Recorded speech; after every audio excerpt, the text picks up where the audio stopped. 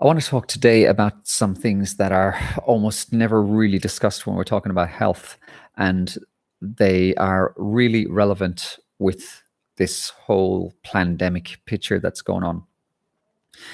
And there's some researchers that are going back more than 100 years, even 150 years, even before that, and they talk about phenomena which is more or less dismissed in these kind of modern days. And I don't want to go right down that path just now. And I do actually do courses, and I kind of run some webinars on things like this. But if you wanted to take more of a look at some of that stuff, you can look at research around something called the double slit experiment, things called maybe Schrodinger's cat. We have Max Planck, Planck, I think is how you spell it.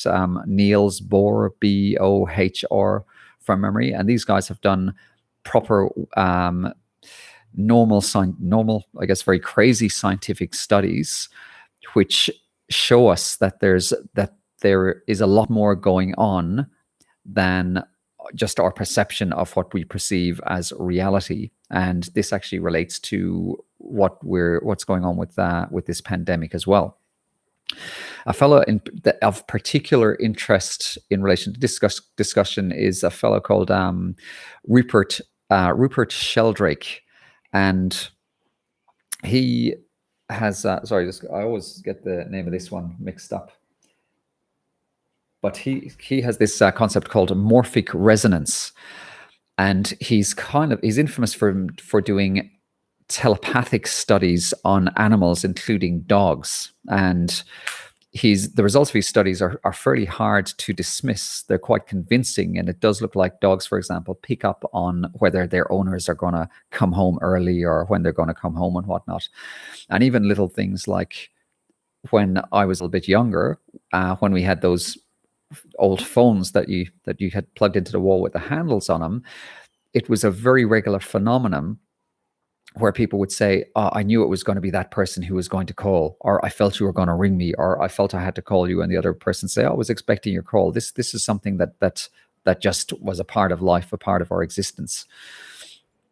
And it's something that I think has been taken away a little bit from us, is this, I guess, I don't know what you want to call it, maybe this slightly strange superpower that people have on just this very soft kind of level. And I'm on a bit of a segue here, so you might be thinking, what the hell has this got to do with anything? Well, it's got a lot to do with stuff. So before we go off in that, we get back to that, I'm going to reference a few other things that exist in medicine. And one of the things that exists is a thing called a psychosomatic symptoms. And there's a certain cohort of people who get into hospital with very, very bad symptoms, and the doctors and the investigations can never find out what is causing the symptoms. And sometimes these people are in genuine pain, they're hurting, they're really suffering, and they kind of get dismissed as I guess, crazy people who are going through these experiences. But for a lot of those people, I mean, you may have a small portion of these people who are putting it on or are trying to get drugs or whatever it is. But for a good group of these people, their symptoms are genuine. They are hurting. They are in considerable pain. Then we got another phenomenon. It's called the placebo effect. And the placebo effect is scoffed at in Western medicine. It's seen as an inconvenience. And when I mentioned the placebo effect to, I guess, some colleagues or some people in the medical profession, or even people on the street, lay people, it's like, oh, that's just in your head. And my immediate retort or my immediate reaction is, well, that's exactly where it should be. It should be in your head. It's one of the most powerful things that you can have to actually unlock healing. It's the center of what medicine probably should be all about. So the opposite of the placebo is a thing called the nocebo. And the nocebo means, it's a Latin word for I will harm. And I guess the simplest explanation of this would be the idea of voodoo in Haiti. And you've got this, and anthropologists have talked about this. This is documented. It's not a crazy phenomenon. It's a real phenomenon where people get a doll, they maybe pluck some hair from somebody they don't like, or they find a way of getting it through a relative or whatnot. They pop it in the doll. They end up sticking pins in this doll, and having the intention to manifest an illness in this person they don't like. Or in Australia, for example, you've got something that the Aboriginals term as shaking the bone. And that means you have a bone in some indigenous cultures, and if that gets shaken at you, the person who is wishing you bad will can manifest an illness. And in these societies, people are terrified of this happening. And whether it is some spooky, extra dimensional type of thing that's going on that's getting tapped into, or whether it's a system that our bodies actually identifying, we have these chemical responses in our bodies that cause these floods of illness, nobody is really quite too sure. I'm thinking there's a little bit more to it than just something happening directly with our bodies. But even if you think from a radio frequency point of view, our vision, for example, is how we interpret things in the world. Then we also have our hearing and we have our sense of touch. And the spectrum of those senses that we operate in is tiny compared to the spectrum of other things that surround us all the time. And again, a good example is of your telephone signal. What's it doing right now? It's picking up stuff that we have no perception of, or at least almost very little. So we know that there's a vast range of different sorts of signals that are floating around us at any given time, which our bodies just don't have the capacity to pick up on. Now, so just with that prelude, we can consider that there's stuff going on outside our direct senses. And there's even stuff that's going on mechanically in our bodies, which we sometimes can feel, but often we're just not aware of it.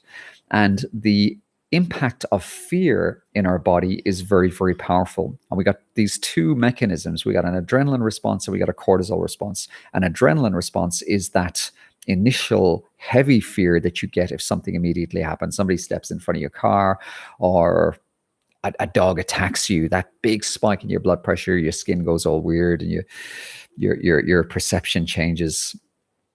And then we have this other type of fear response, which is much softer and it's more subtle, and it's a response related to a hormone called cortisol. Okay, and I don't want to go into how cortisol works and adrenaline works. We don't really have the time to talk in depth about that now, but needless to say, they're incredibly, incredibly important. And cortisol is often demonized. If you have high cortisol, it's seen as a bad thing. High cortisol in itself is not a bad thing. It's the reason that's pushing the cortisol up is the bad thing. And if you remove that reason, then your cortisol comes down. This is the same discussion we can have about cholesterol. It's seen as a bad thing. Actually, high cholesterol is not a bad thing. What's causing the high cholesterol is the bad thing. And invariably, it's not eating cholesterol that gives you high cholesterol. I'll segue off on that for a couple of minutes. But most of our body, most of our brains, the solid matter in our brain, the majority of it is made of cholesterol. Cholesterol is one of the most important building blocks that in our bodies. It is absolutely vital, and it's been demonized, and we're getting more and more compelling research over the last few months and last few years that all this stuff relating to cholesterol is bullshit. And we have actual evidence, real evidence. You can find this out yourself. There's plenty of books and plenty of materials written on this, that the blaming of cholesterol for a lot of our health problems was a cynical move by big industries to take the blame off things like artificial sugars and oils and to put the blame onto cholesterol, to demonize what we had as natural kind of fatty foods, and to promote the use of this absolute junk, this processed stuff with all this crap in it that's making us sick. So if you kind of know of somebody who has got cholesterol problems, or if you think yourself you have cholesterol problems, then I absolutely recommend you looking into this whole area in a much more thorough way. And the point I was just making just before is about taking away the causes of what is making these things high. And it's almost a bit of a joke. We've got this term called idiopathic hypertension or idiopathic hypercholesterolemia, and idiopathic, as people walk away with these diagnoses, they go, oh, I've got idiopathic hypertension. And the person they're talking to goes, oh, wow, that sounds impressive. That must be some strange thing that explains what's wrong with you. Well, there's nothing strange about it. Idiopathic simply means that we don't know what's causing it.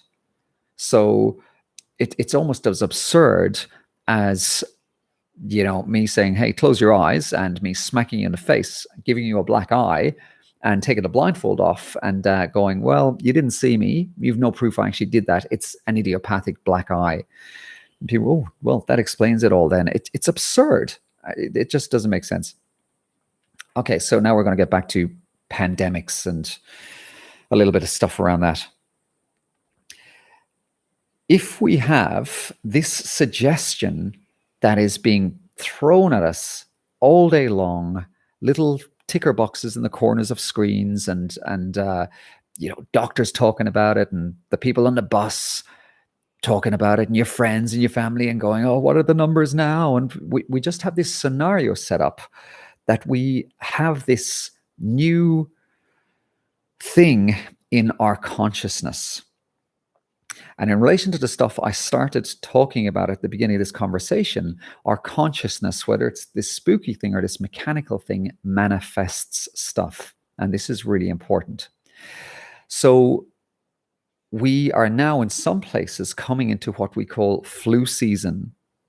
And the symptoms of a certain pandemic are identical to influenza. Flu obviously is short for influenza. So is it a stretch of the imagination to think that there are going to be a lot of people out there who are getting flu-like symptoms, and not only are they assuming they've got something much worse, but their assumption and this kind of nocebo or psychosomatic effect could manifest symptoms that are much worse than what a flu might ordinarily give you. And let's stretch that a little bit further. Even if this concept of psychosomatic didn't really exist, could it be possible that the ongoing psychology behind the fear of getting something like this, could that put our perceptions of how bad our illness is, could that make our perceptions of how bad the illness is much worse? So in other words, 2 years ago, I might be with my partner and I might wake up and have a cold or a flu and I might feel absolutely horrendous. And then she might turn around to me and say, Dennis, you got man flu again. And she might tell her friends and they might have a laugh, and I might be feeling very sickly or very weak and feel in my mind that I don't want to get out of bed. And then I go, God damn it, I'm going to pull myself out of bed. I'm actually speaking from experience, by the way. And I might get into the shower and feel horrendous and have a pounding headache and be coughing up phlegm or whatever the hell it is. And then I might just decide, hey, I'm going to, put my best foot forward, as weak as that may be at any given time. So is it possible that if I didn't have the depth of knowledge I have about health now, that if that situation was transposed into these kind of modern times where I would have what I would term a very bad flu, is it possible that without my knowledge of health that I might go, holy shit, I actually am dying and I have this pandemic, and I could be carting myself off to the hospital, getting, and we've talked about this in previous chats about how inaccurate the PCR test is. I have the misfortune to come across a PCR test which gives me a false reading, a false positive. I get told by a doctor, hey, listen, you've got something that kills people. My fear response kicks in. By the way, when you're in a fear response, which is driven by cortisol, your healing is not as good. It slows down. It gets worse. So all of a sudden, I've created this self-fulfilling prophecy of illness. And then if we take into account the nocebo effect, and I've got in my mind ideas of people collapsing in streets and dying, and this the worst thing since the Spanish flu. Is it possible that I could actually manifest a reason for myself to die because of the information that I'm getting?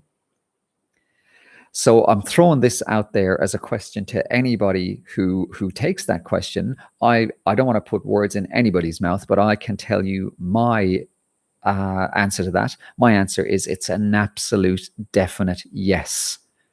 Without proper information, I can manifest something absolutely deadly if I go off the information and the so-called advice that I'm getting from mainstream television and the so-called experts. And here's the thing. If we were acting in a kind of pro-health and a pro kind of life sort of way, we're going to be telling people other stuff. We don't tell them stay inside and get locked up or lock themselves up, because vitamin D is one of the most important. It's actually a vitamin, but it's also a hormone. And a hormone is just a chemical that our body produces. And the way we produce vitamin D is the sunlight hits our skin, and vitamin D is contained in the cholesterol. So technically, we are creating this vitamin from the cholesterol, which is why it's classed as a hormone. So essentially, we have this situation where we're having all this anti-health advice. No sunlight means no vitamin D. Vitamin D is a precursor for just about all our important neurotransmitters and many different hormones. It's incredibly important. We've got this ongoing bombardment of fear, which puts us in this very mild cortisol stress response, which means that we can't heal.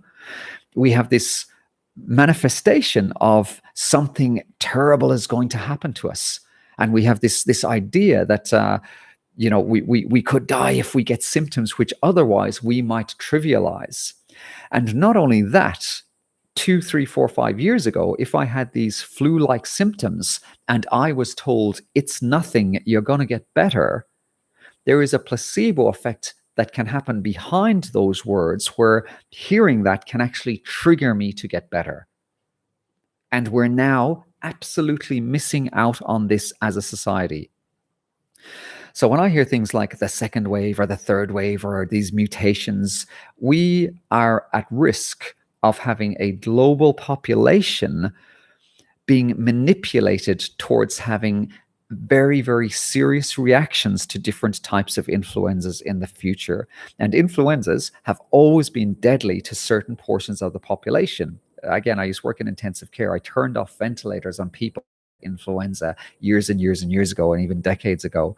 So this whole thing about flu killing people is absolutely nothing new. And I talk at length about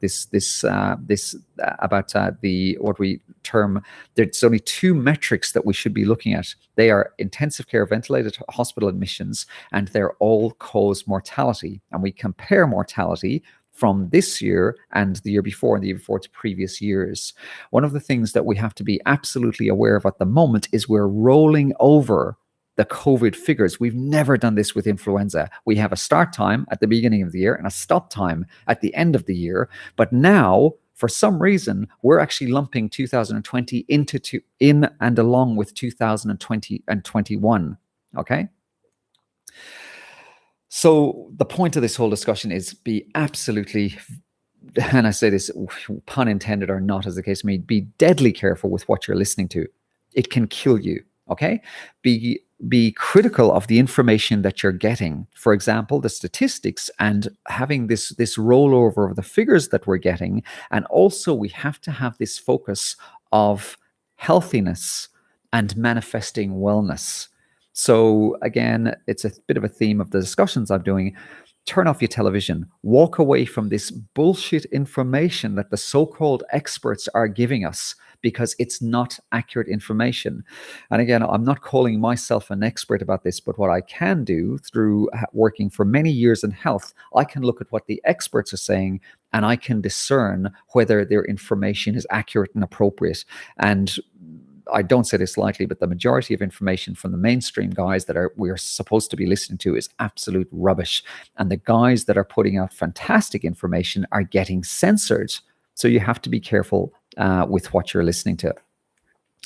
Okay, I wanted to keep this around 20 minutes, so I'm kind of conscious of the time. It's approaching that now. I'd love to hear some comments on what you're thinking, whether you feel that you're at risk of this imminent attack with this strange invisible enemy that's just about to kill you at any second, or whether you are aware of some of these inconsistencies and what you might do about it. So in other words, are you helping your fellow man and offering encouragement and offering solutions, or are you kind of just hunkering down and you're complying with the bullshit advice that we're getting from the people that are meant to be looking after us?